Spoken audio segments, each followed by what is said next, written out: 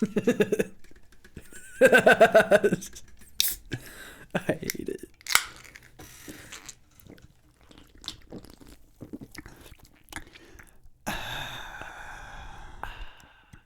There it is, ladies and gentlemen.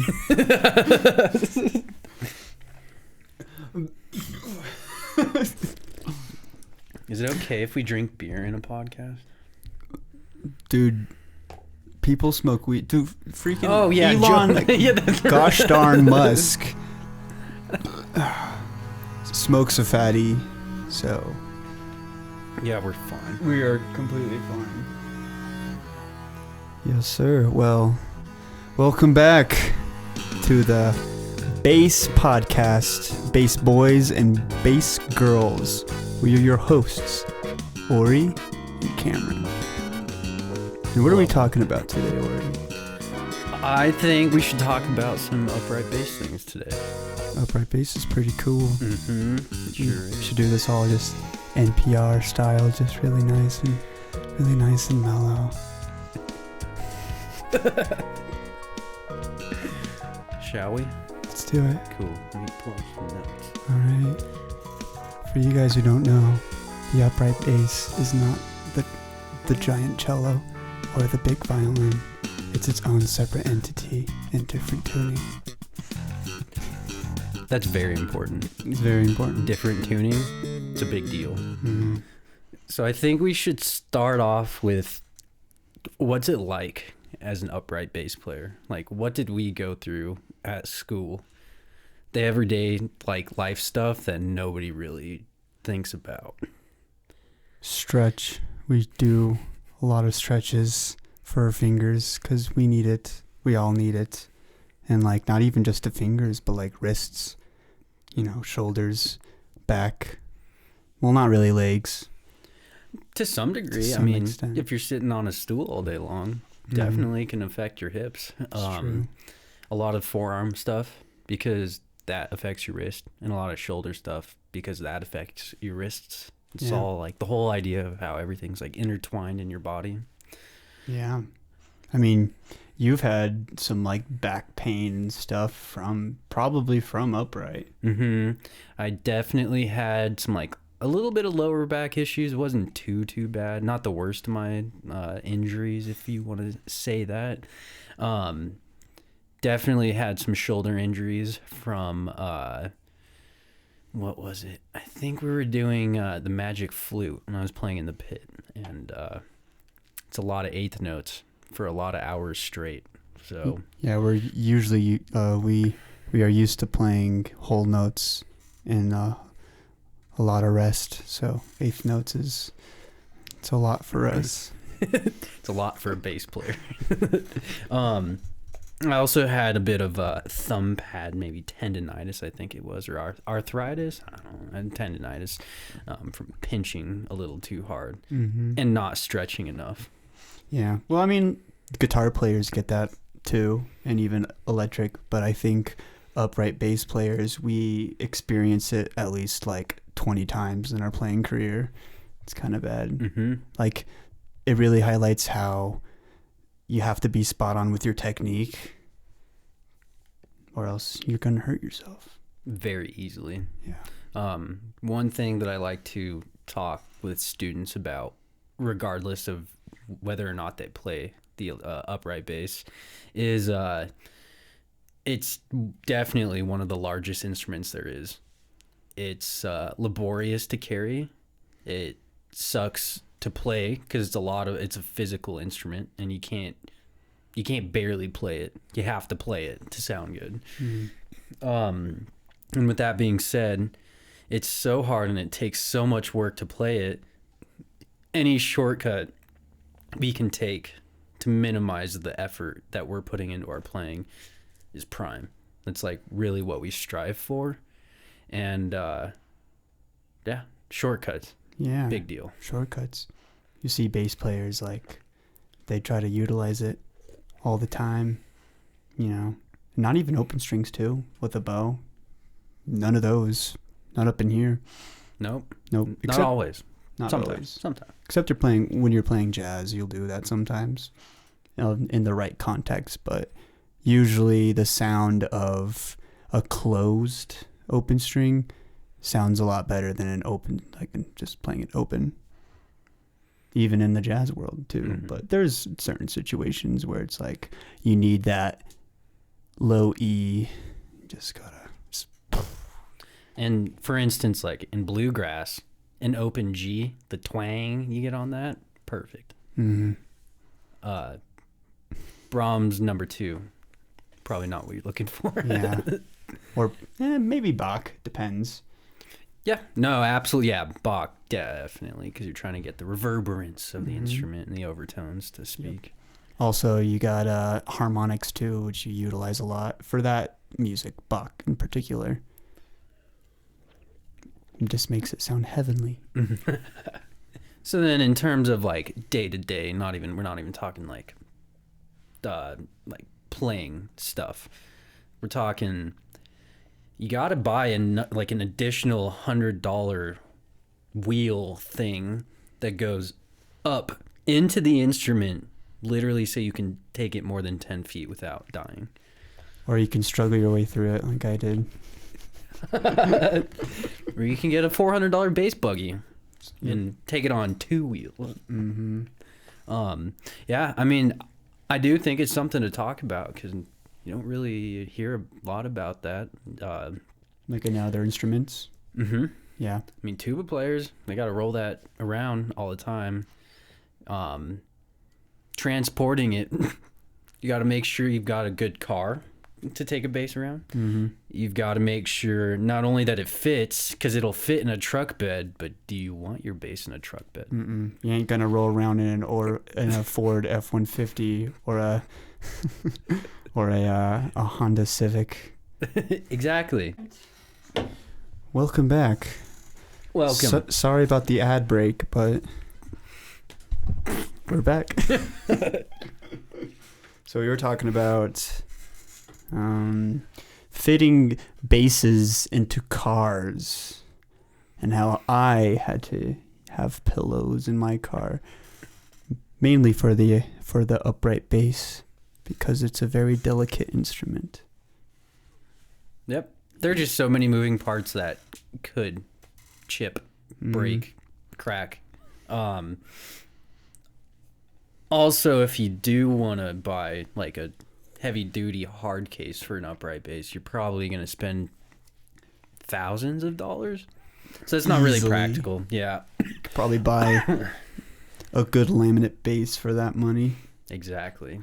or a bass case. Mm-hmm.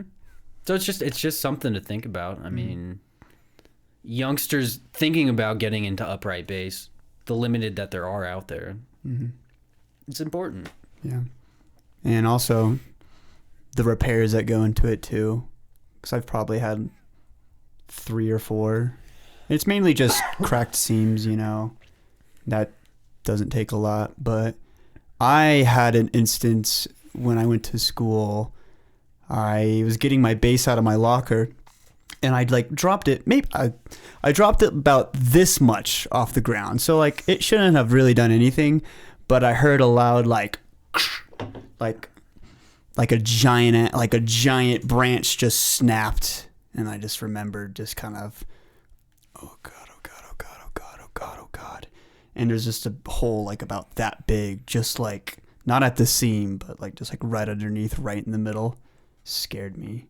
But luckily we know a upright bass luthier that is a homie, and it could have easily been I don't know, $1,000, maybe 1,000. Yeah, totally. I mean, it was pretty gnarly. Shout out to Bob Ross, double bass in Denver, Colorado. Absolutely. But no, man, I think he really likes that bass though, because I think I only spent maybe 100, 150 on it, which is a steal, ridiculous steal. But yeah, you gotta keep that in mind if you're gonna get into this big instrument. And we live in Colorado, so definitely change of climate and weather all the time. It's very dry here. Probably the last place that you really want a wooden instrument, but hey, it's also a great scene for music. Pretty good scene for music. Yep. Especially in Denver. There's a lot going on. Mm-hmm. A lot of whatever you want. Exactly. Yeah. So, I mean, not super in depth, but it's important. It's definitely important, all of that stuff.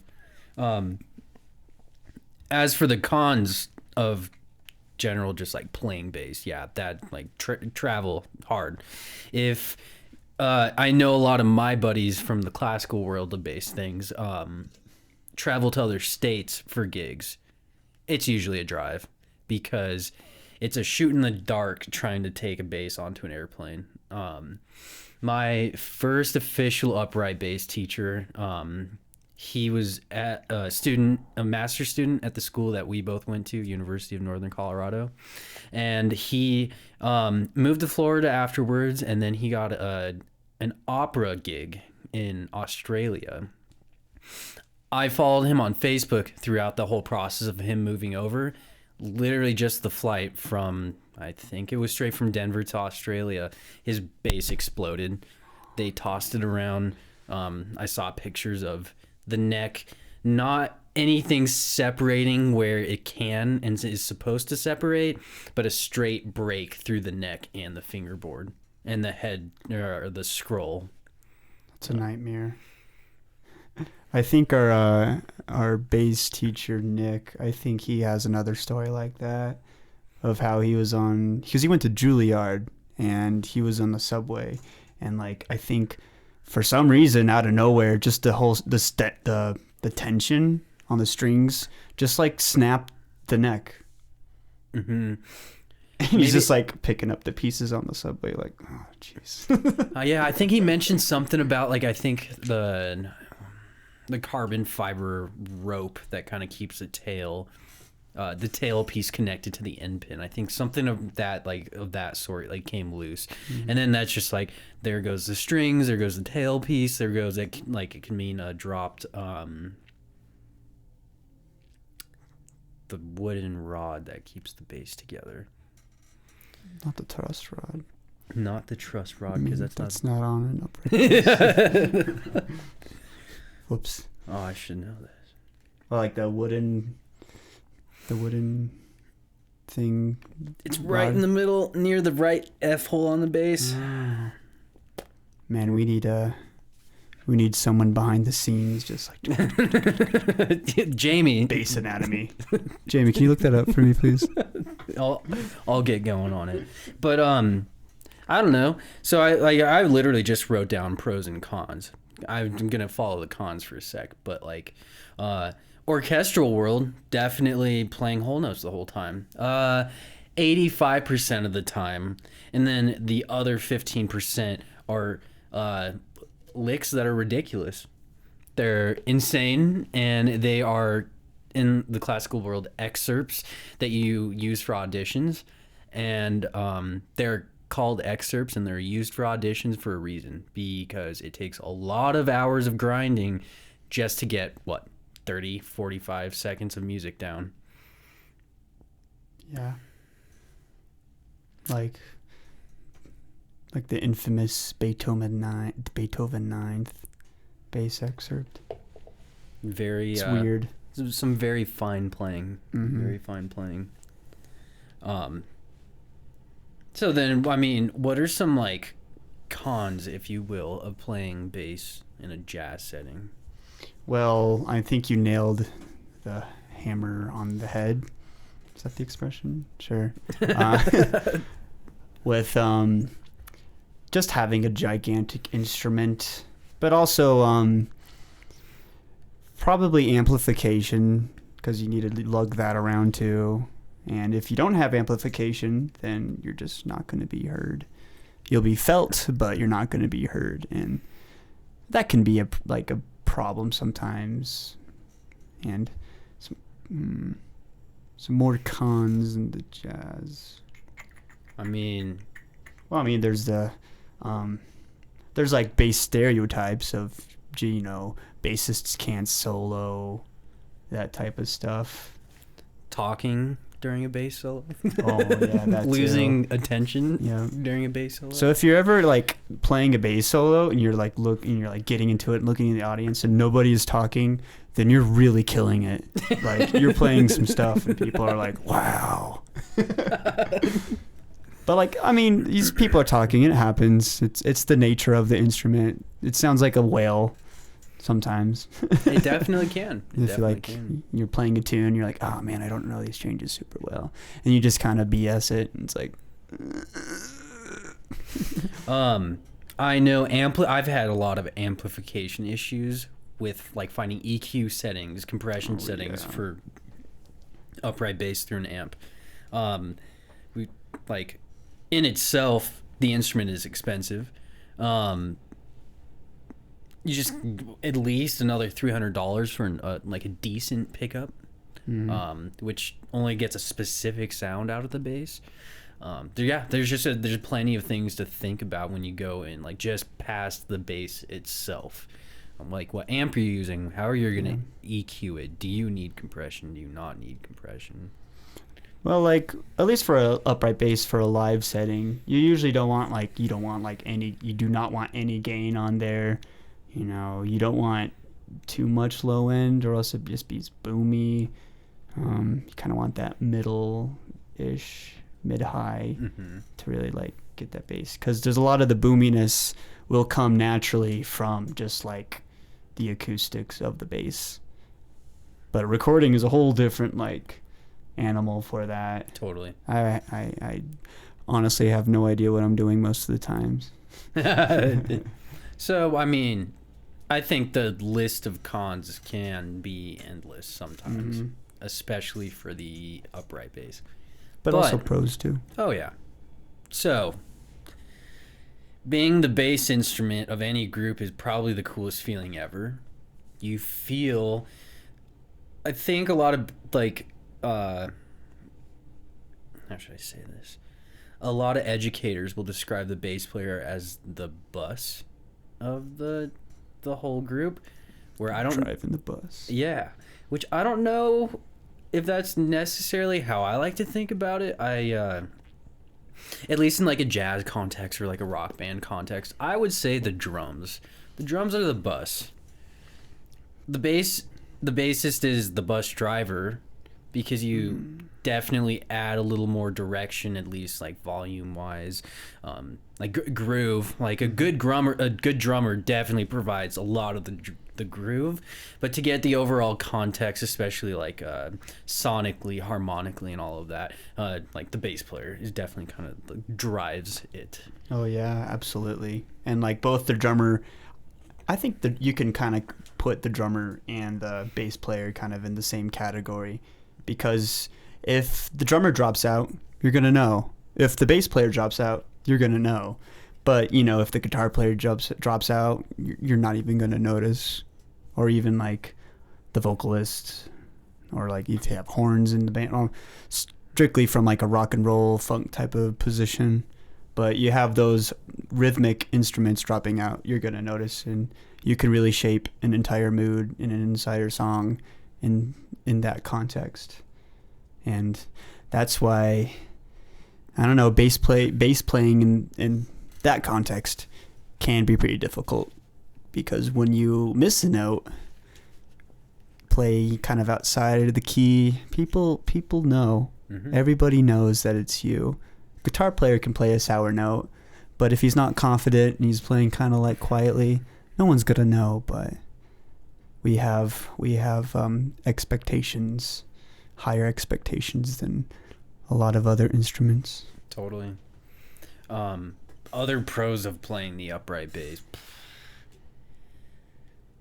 It's sick, really, to be that person where random people come up to you, or like if you're in a situation where you meet somebody, like they have told me a lot, like, hey, I've seen you around, you're always lugging around that big cello thing.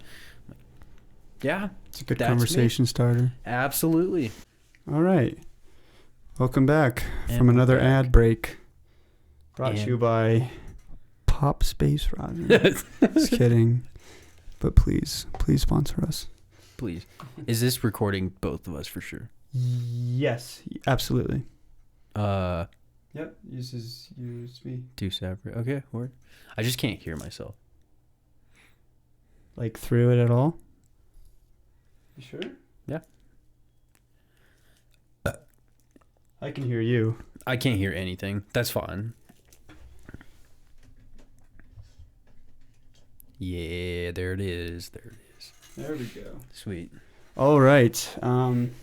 Yeah, welcome back. I'm gonna talk about some important bass players that I enjoy very dearly. First one, we have NHOP from Denmark, I believed. He has played with everybody. Oscar Peterson, freaking Bill Evans. He's a really good player, really good in his thumb position. Doesn't particularly play the bow very well. At least I haven't really seen much of him playing that. But he was really popping in the 60s and the 70s. Yeah, he's a very important person.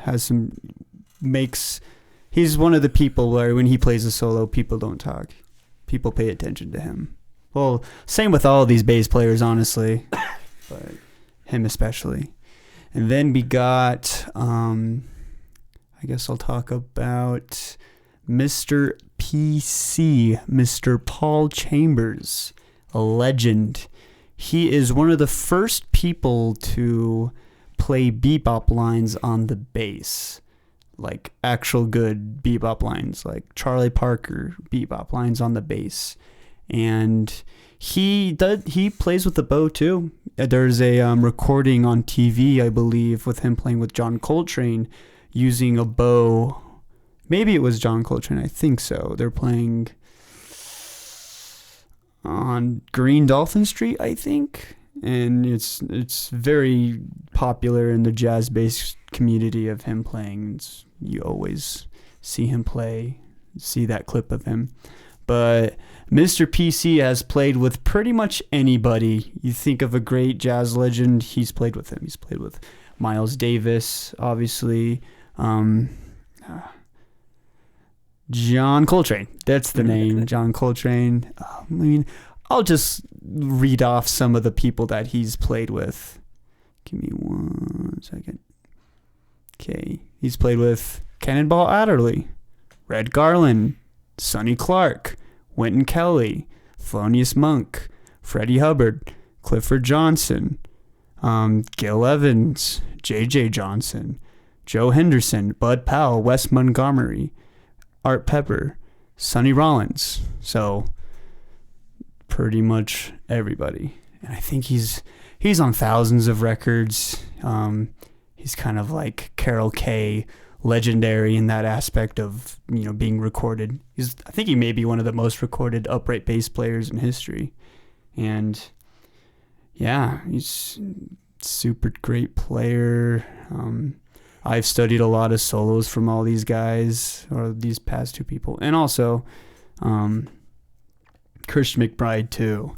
Him and his trio, freaking awesome. Don't know why that's happening. Yeah. Fantastic people. That's all I'm going to talk about. Okay, cool.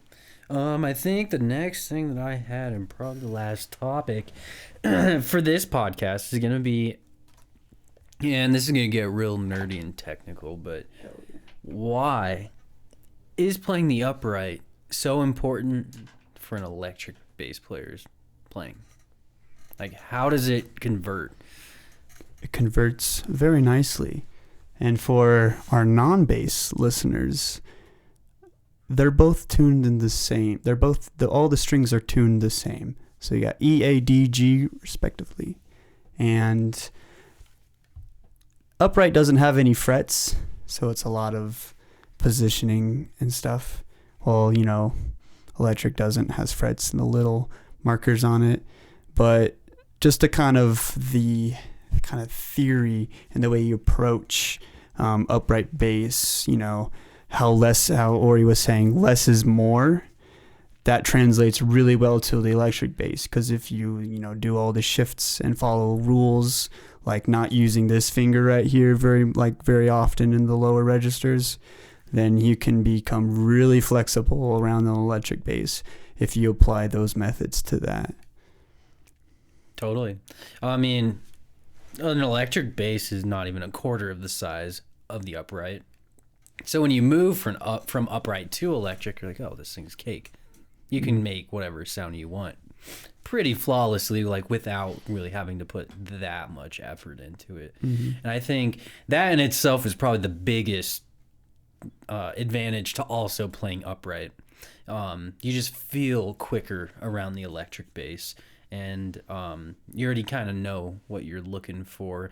And I was having a lesson just today and trying to explain to my student who is not an upright bass player how he could think, even though he doesn't play upright bass. So he's really tuned to 1 fret per finger on the left hand, where I'm trying to introduce him more into the idea of using 1, 2, and 4 only. Which, if you use your third finger in that kind of fashion, like, okay, if you can make it sound good and like have it sound solid, then good for you. But it's kind of an upright thing, for sure. Well, and that all stems from like up at the lowest part of the neck, or the highest, however you want to look at it. The intervals are just so far away where like your first and your second finger can stretch, but your second and third finger can't really make that stretch. So it's basically you're limited to 1, 2, and 4. Yep. And specifically how that like really helps on electric bass. I was helping the guy out this morning with just some like slap lines, and really all we were focusing on is the root, the octave, and the seventh, right? So he was trying to do the root and then slap the seventh to the octave with 1 and 3, and I noticed his hand is just like struggling, just like really stretching hard to make that third finger hit.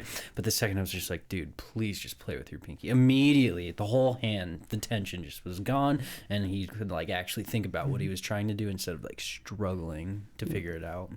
Yep. That also plays into, having, carpal tunnel and all that stuff. You can really hurt yourself playing with that third finger. So the port 3. No, I'm not going to say that. No, it's bad. Just get rid of that third finger. Just get rid of it. Just chop it off, at bro. least until you're past like the 12th fret.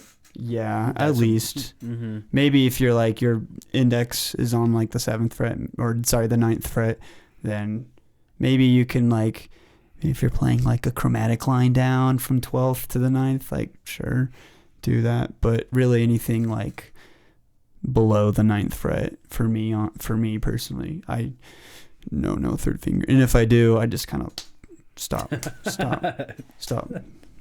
Don't do that. As for other ways it translates real well, I was gonna say some pitsing stuff as well, at least from playing jazz and walking bass lines. There's a big emphasis on pulling through the string, and that translates real well to electric too, because a lot of beginners will just kind of like pluck the string like a guitar.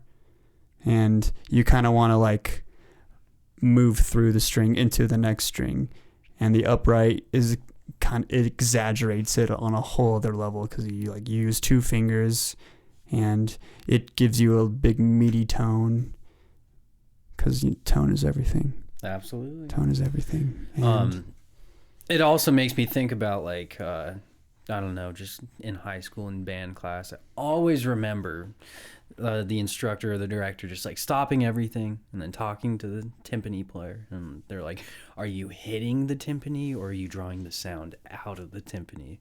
It's kind of the same thing for bass too, though. Like you're not just like pushing down the string and letting it like sound. You're like pulling through it, drawing the sound out. As hippie as it sounds, like that's what it is though. It is. Totally what it is. It creates good wiggly air. You can even take that one step further and apply it to Yeah. slapping. You're not slapping down on the string. Yeah. You're into the bass. You're going down at an angle through the string. Through the string to get that Marcus Miller slap. That Victor Wooten thump. Jeez. But yeah, absolutely. Mm-hmm. Yep. Mm-hmm. Yeah, Yep. absolutely. Mm-hmm.